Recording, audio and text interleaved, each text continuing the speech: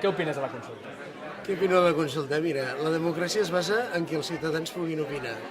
Per tant, la consulta o els referèndums, les eleccions, aquestes tres figures, són la base del funcionament d'una democràcia.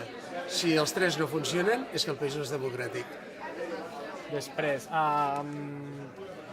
com a entitat, com a escola de Llarre, què podeu aportar?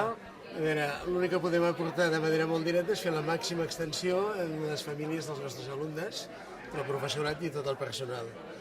Una altra cosa seria a més llarg termini la formació que donem a l'alumnat.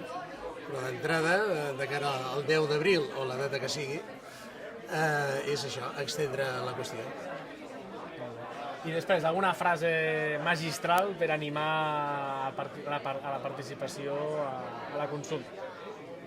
Algo que quan et vegin al vídeo diguis m'aixeco del sofà, el Josep m'ha muerto els ulls.